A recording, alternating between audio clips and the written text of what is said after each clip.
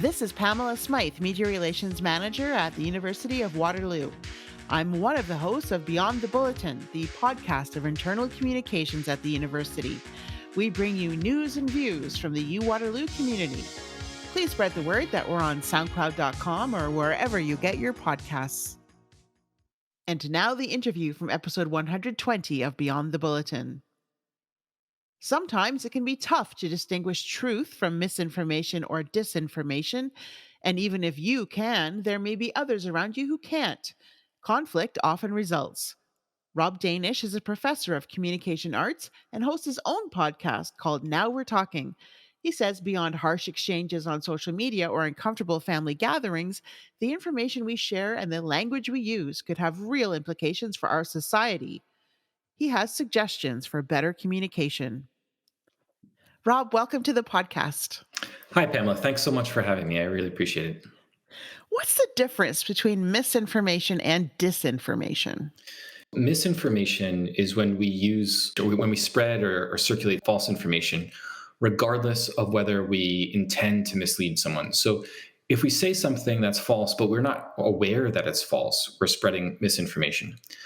Disinformation, on the other hand, is when we deliberately mislead people with biased information. So we're intentionally manipulating some narrative or some facts, and we know it's wrong. So when the Russian ambassador to the US said Russia had not invaded Ukraine, that's disinformation. Online right now, there's a debate about whether Russia really did bomb a maternity hospital, for example. Right. I think some people really believe they didn't, and they're spreading misinformation. They don't know that it's false. I think some people are innocently unaware, especially in today's media landscape. Well, what's at stake? Now more than ever, we see the spread of claims and information quickly. That speed means we have very little time to be certain, especially if we're the ones culpable for spreading misinformation. We don't take the time to verify whether what we're saying is true or false. We can change beliefs much more quickly than we could at any other moment in time, I think, in human history. So there's a lot at stake when we spread misinformation and disinformation, and they can be damaging to the way we construct meaning of the world. Our minds all have kind of a map of the world, and that map gets built by the information we have. If the information is false, then our map is false. So we could be making a turn left in one sense, but we're really not actually going left if we have the wrong information. And that map gets built really quickly right now. What can be the effect of disinformation or misinformation? So when people are deliberately misleading other people, the intention is almost always to construct conflict, to manufacture conflict. For what I do in communication studies, we're often on the lookout for communication patterns that sort of manufacture an us-them relationship or a sense of opposition. And opposition does one of a couple of things. It gives some people power because it solidifies their perspective on the world by creating an enemy for them. If we have an enemy, it's easier to get people on our side to know who is strongly with us and who's strongly against us.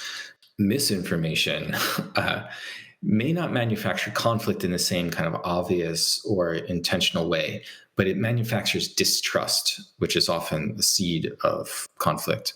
So in communication studies, again, like one of the things we're after that's often quite nebulous is a sense of trust between people or between strangers. And trust becomes very difficult to manufacture in the presence of bad information. Well, you've written a couple of pieces for The Conversation recently. One piece is entitled 7 Ways to Spot Polarizing Language, How to Choose Responsibly What to Amplify Online or in Person. The other asks, should Canada be preparing for the end of American democracy? We'll link to those in our show notes so people can check them out. Are these topics related? Absolutely, they're related. I think one of the things they're obviously seeing in the last 10 or 15 years is a pattern of talking to one another that increases polarization, increases conflict, increases fear and anger, and these kind of feelings of agitation and anxiety and uncertainty. And it's those feelings that are at the core of what I've called in my scholarship, social democracy, this kind of like social sense that we're in a collective society with strangers and we're trying to make decisions with strangers together, and how we relate to those strangers matters for decision making. So if you live in a kind of social democracy where you have to get along with strangers to make decisions, Hmm. but you're living in that place with patterns of using language that are manufacturing polarization or conflict or anxiety or fear, you're going to be very bad at making decisions together. And so the presence of polarizing language sort of prepares the ground for a threat to democracy. I think things are worse in America than they are in Canada, like much worse. But in Canada, we run the risk of those same practices and patterns spreading here. What's an example of polarizing language? I'm on Twitter. I like to read Twitter. Sometimes I tweet myself. And recently I've seen this pattern emerge where someone on Twitter says, "Here's my belief. You can unfollow me if you want." That claim is a kind of refusal to engage with other positions. It's a very kind of low level polarization, but it's still polarization because it asserts a difference between me and my audience who believes something very different. So there's an us and a them. And there's a kind of refusal to listen to the other side. Now there are worse examples of polarization, but that's a kind of seed that will germinate later on into more intensified patterns of communication that manufacture conflict. But when you see things like that, when you see people opting out of conversation entirely, you set yourself up for further conflict and further polarization that's going to be damaging to the project of collective decision making.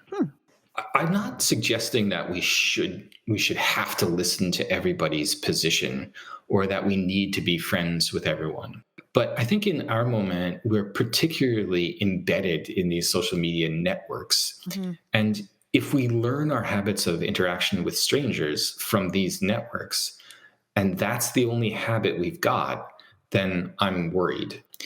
If you're only eating sweets or donuts, you're going to feel kind of sick and you're not going to be in a very good situation. That doesn't mean you can't eat a donut every once in a while. Yeah. It just means you need a balanced diet.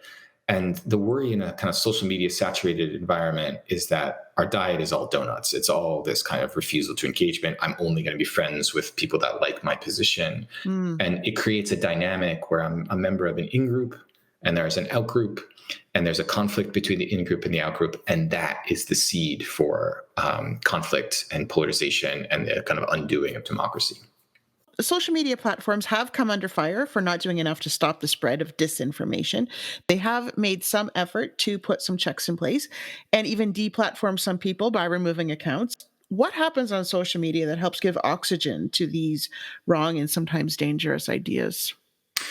Yeah, I think what's different about our moment is last 10 or 15 years than other moments in human history is the ability of social media to circulate with great speed and to great numbers of people information or ideas or positions. Facebook knows it wants your attention. It doesn't care how it gets your attention. And it's learned that divisive or polarizing or conflict-ridden language gets your attention. It's like tremendous speed, tremendous scale, and plus this need for attention. So in my own work, I describe this as a kind of communication ecology or ecosystem, or the other fancy word I use for it is rhetorical structure. It's a structure within which we're embedded that is driven by our attention, and attention is driven by conflict, and that works really, really fast with really, really large numbers of people. And when you're in that system, the system itself can be really dangerous. The opposite is the sort of 19th century coffee house culture where you kind of go to the coffee house once a week and you engage in a long 2-hour conversation with some strangers about the local political issues of the day. It's slower. It's face-to-face. There's like a ritual to it. None of those things are present in our interactions on social media. Right. So if it's misinformation, not disinformation, if you're just misinformed and spreading that misinformation to 1 million people, it does way more damage than if you're spreading it to 4 or 5. Yeah. But you're also doing it so quickly, you're not reflecting on the position you're advancing. You're not bouncing it off others first. You're not revising it. Is part of the problem because we're so reactive? So I teach a course called Persuasion, and one of my kind of mantras in that course is attention is persuasion. And Mm. Facebook knows this, Twitter knows this. Once our attention is directed towards something, that thing kind of frames for us how we're going to think. So people know that emotional stories with polarized language elicit a reaction. Mm. And the reaction is fundamental to attention. So if no one's reacting to you, no one's paying attention to you. If people are reacting, they're paying attention. Facebook privileges stories that will cause reactions. The algorithm is set to do that. And they know that polarizing language is a vehicle for that reaction. So they use those stories. And that's what I mean by the kind of ecosystem that social media creates. It's certainly the case that I think the practices of communication we use on social media start to spread into all areas of our life, which is not necessarily a great thing. Help me understand the threat to democracy. Democracy is not just a system of government. It does name a system of government, but it's also a way of life. And when I call democracy a way of life, I mean it's a way of making decisions with strangers about our collective interests. So if something's affecting all of us, we have to kind of get along with strangers and then make a decision together. And if you've ever tried to get along with a stranger, it's both a kind of practical problem and a social problem. Like we don't know this person very well. So questions, for example, of trust come up. Should I trust them? Should I not trust them? Should I believe what they're saying is true or false? And we navigate those social relationships. And in that process, we kind of can make good decisions or bad decisions. So it turns out that in democracies, good decisions are made when certain kinds of what I'll call collaborative or constructive relationships with strangers exist. And bad decisions are made when our relationships with strangers are characterized by distrust and anxiety and fear. So we have to look for ways to kind of construct collaborative relationships with strangers. And if we can't, democracy is going to fail. So if we only have this kind of polarizing language, these patterns of attack, defense, and anger and fear, we're not in a very good position to live democratic lives, to make good decisions with others. So we should be surrounding ourselves with people who have different points of view and different, even the opposite feelings about things? Absolutely. That's how democracy works best. So here's what we know, for example, in small group communication. High degrees of heterogeneity, which means when a group, let's say any group 8 to 15 to 30, has a high degree of heterogeneity, that is like different opinions, different levels of expertise, different racial backgrounds, different cultural backgrounds. If specific kind of constructive communication practices are in place, that group's going to make a really good decision. Oh. If it's a homogeneous group, if it's a group that thinks alike, has the same culture or the same level of expertise, that group's going to make a really bad decision. And I used to teach engineers, and I would tell this to engineers, and we'd go through some examples of like a whole bunch of, for example, like aerospace engineers, all convinced that the building of a spaceship one way was the right way, and then the spaceship blows up. And you think, well, how could those aerospace engineers have gotten this wrong? Well, they all had the same cultural background, the same level of expertise, the same place in their career. There was a great deal of homogeneity in the group, and the group made a bad decision. Heterogeneity is actually good, and democracy is the best system of government because it leverages the kind of variety and diversity of expertise and experience toward the end of making good decisions. That's what other forms of government can't do and don't do. There's a lot to argue about these days, seems to be. How do we keep fighting to a minimum? So the first thing, I think the most important thing, and if anybody listening to this hears anything from the podcast, I want them to hear this. We often think of communication as a process of transmitting information from me to you. So let's say my aunt is unvaccinated and I want her to be vaccinated, but she sends me anti-vax things on Facebook. So I could respond to her by giving her information about how the vaccines work. Here, the vaccines work. Here's the science. And what is she going to do? She's going to be, no, that's misinformation. You're being a liberal. And then we're going to get in an argument. So when I send her information about how vaccines work, I'm thinking of communication as an information transmission process. If I just send what's in my head to your head and you just get it, everything's going to be fine. But that's not what communication is. Communication is not an information transmission process. Computers work that way. They send information from my computer to your computer. That's a technical problem. It's not a human problem. The human problem of communication is about making relationships and constructing meaning. So the first thing you need to think is like, what kind of relationship am I making with this other person? And how do I make a constructive relationship with them? Not can I send them the right information so that they'll agree with me. You put relationships before agreement, basically, relationships before positions. If you're putting relationships before positions, you're going to do well. You're going to construct these kinds of environments and these kinds of effective decision-making structures. But you have a relationship, presumably, with this person already. But the question is, what's the quality of that relationship?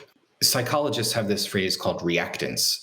If I tell someone, oh, you really, Pamela, you really ought to buy a Ford. Ford's making really good cars. The first thing you'll do cognitively is think of a reason why not to buy a Ford. That's reactants. You'll think, I don't want to buy a Ford. Most people don't like being told what to do.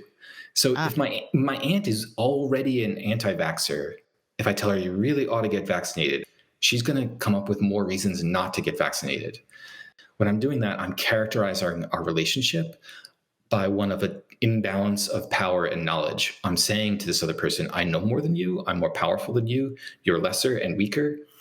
And in my class on persuasion, we call this a push tactic of persuasion. I'm trying to push something on my aunt. Think about what happens when you get pushed. You either fall backwards or you push back. Right. You like stiffen up. It's fight or flight. So if I'm entering a relationship with someone that's characterized by fight or flight, that's bad news. We want what instead in persuasion, I call them pull tactics of persuasion. We want to draw someone in. We want to engage them. We want to bring them closer. We want the relationship characterized by trust, by mutual understanding. When our relationships are characterized by those things, that's when people change their minds. That's when they think, oh, maybe I'm wrong. Maybe I should get vaccinated. Maybe I shouldn't hold this position so strongly. So what do we do then? I teach a technique called the HERE technique, which stands for honesty, empathy, autonomy, and reflection. I'll just pick out one little example from that technique. You engage in what's called reflective listening. So my aunt says to me, oh, the vaccines were created by George Soros. And here I might say, oh, it sounds like you're worried about who made the vaccine. And so I've asked a reflective question. I've just reflected back to her some aspect of what she's saying, and she'll then elaborate. And I'll continue to kind of ask kind of probing questions in a non-judgmental sort of neutral way. And after a few questions, something's going to happen. She's going to think, oh, Rob is listening to me. I'm being heard. And as soon as she thinks I'm being heard, her disposition is going to change from hostile, from the fight or flight response to will soften. And when she softens, then I know we're in a state where there might be some mutual trust being generated. And reflective listening is really powerful technique for generating a feeling of trust. Now, it's not the only technique we need, but it's a way of like opening a door to a constructive conversation. Are you going to change that person's mind? Here's what we know in communication studies. We've known this for about 50 years. Okay. And this goes through a range of different areas. So, for example, the greatest example is people who are addicted to either smoking or drugs or something. The addiction treatment that works best is called motivational interviewing, which is a more formalized technique of asking reflective questions, reflective and open-ended questions in order to build trust. Let's say my aunt's not an anti-vaxxer. Let's say she's a smoker and I want her to quit smoking. So it's like, and she's addicted. So I tell her, Aunt, you should really quit smoking. It's terrible for you. Here's the evidence. No, evidence is stupid. I'm fine. Look at me. I'm perfectly healthy. No problem. And then I go back again, you should really quit. Like, I hate it. And then I threaten her. I'm like, I'm not going to come over here and see you anymore if you're still smoking. So the next time I go over, she's got like 4 cigarettes in her mouth and she's like openly defying my push tactic, right? So right. we've got reactants, we've got hostility, we've got contention. So I can't do any of that. I have to ask some reflective questions like, oh, okay, so smoking is important to you. Why? Like, what is it about it that you really like?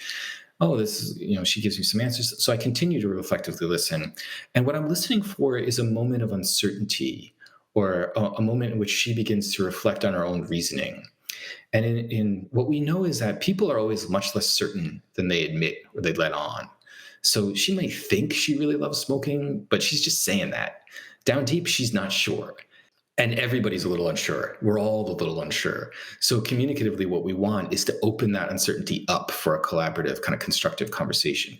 So if I do enough listening and she says, yeah, I tried to quit once a long time ago. And then I'm like, well, why did you try and quit? Well, I wanted to keep playing soccer. Oh, so you like playing soccer, really? And now I've got her thinking about whether this is still a good idea and whether she can, and not falling backwards or pushing backwards. It's not this kind of push antagonistic thing. So motivational interviewing is a structured way of doing that. And it works. The evidence is in. It's been double blind, like for 50 years we've been studying this. And the questions are not so difficult to do, but we don't like doing it. It's more work. It's easier to just say, Ant, smoking's bad for you, stop it. Exactly. Right now in the US, there's an organization I think is gaining in popularity called Braver Angels. And their mission is to depolarize American political discourse. Basically, all of their meetings involve both Republicans, Democrats, both left and right-leaning people. Its success turns on a kind of method of holding meetings, and it requires training and facilitation for the people that kind of govern the meetings. And then it requires certain best principles of communication to be adhered to during the meetings. So, for example, no name calling. You have to address positions, not people. It's based on years of research into interpersonal and small group communication about how to have constructive conversations. And so for me, an organization like that is the key to saving American democracy, because it's the key to kind of getting us back to a place where we can have constructive conversations with people that we disagree with, where we're not just saying, you know what, unfollow me. I'm out. Like, I'm only going to talk to my in-group, not my out-group. It's not a legitimate option if we're going to be a successful, large-scale, multicultural, complicated democracy. We can't just opt out from one another. We have to find the practices that work to generate constructive conversations. How can we convince the people, though, the blowhards who really don't care about nurturing productive communication? They want this candidate in, or they feel this way about gun control or whatever. I think what you're asking right now is, for me, the hardest question of my career. So I've become increasingly convinced that a certain portion of the population does not want democracy. And if they don't want democracy, they're going to be unwilling to participate in constructive conversations with people they disagree with. And so my answer is, we have to return to talking about the value of democracy, reasserting it. Canada needs like a national conversation about why democracy is good, like what it's gotten us. And for all his faults, like Justin Trudeau gave a wonderful speech the other day in Berlin where he started to articulate some of this. And I think Canada is not in a great position to support, for example, the Ukraine militarily, maybe, but Trudeau can take a leading international voice in reminding the world why democracy matters, why it's good, what its values are. So to answer your question, the first thing we need to do is convince people that democracy is still worthwhile. And the worry in our moment is that there's fewer and fewer people that believe that. A lot of us are in circumstances where we feel kind of almost worn down by people kind of attacking us, and we don't know how to respond. So here's the practical advice I would offer. First of all, never push back. Don't push. If we push, it will make it worse. It'll make it worse for them, worse for us. And remember that they want you to push back. So the objective of those communication patterns is polarization, is anger, is heightened emotion, is conflict. They want conflict. There's a thing in rhetoric called false equivalencies. Whenever someone says, oh, this is just like the Nazis in the Holocaust, everybody knows it's not true. They're saying that to get your attention, to make you angry, to manufacture conflict.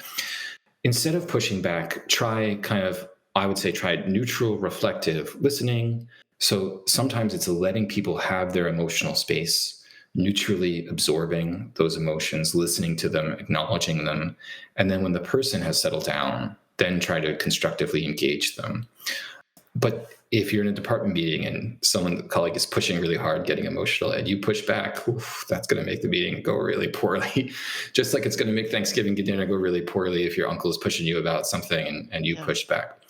And in our moment in particular, right, we're all these heightened emotional states because of the way we interact on social media. That's amping up our attention and our sense of fear and anxiety. So let those emotions get absorbed before you try and engage in constructive conversation. And then when you do engage, think, what kind of relationship am I making here? Can I make a relationship characterized by trust and by closeness and by mutual understanding before I try to change anybody's mind about anything? And our mantra in our persuasion class is first we connect, then we convince. If you try and convince with it before you connect, you're going to fail. Well, I've really enjoyed speaking with you today. Thank you so much. Thank you for your insights. Thank you, Pamela. It's nice talking with you too. Thank you for listening to this interview from the Beyond the Bulletin podcast from the University of Waterloo. To listen to all of episode 120 or indeed any others, look for Beyond the Bulletin podcast on SoundCloud.com. Please join Brandon Sweet and me for new episodes on Fridays. And don't forget to tell your Waterloo connections about us. Until next time, thanks for going Beyond the Bulletin.